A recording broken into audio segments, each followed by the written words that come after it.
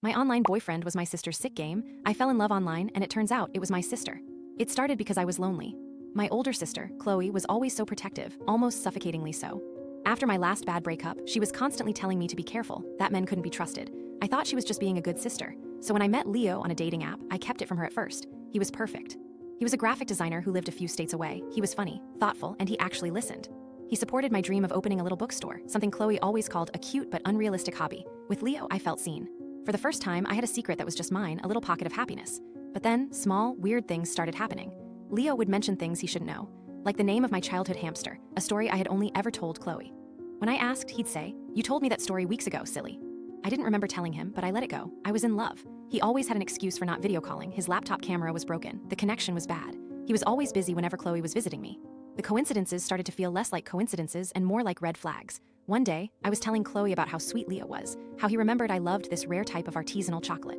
The next day, a package arrived. It was from Leo. Inside was that exact chocolate. My stomach dropped. I had only mentioned it to Chloe in passing yesterday. How could he have known and sent it overnight?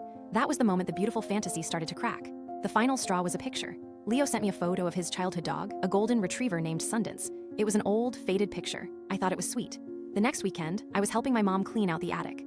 I found an old photo album of Chloe S. And there it was, the exact same photo of her ex-boyfriend's dog, Sundance. My hands started shaking. It wasn't a coincidence, it was a script. I went home and opened the old laptop Chloe had given me a year ago. My heart was pounding.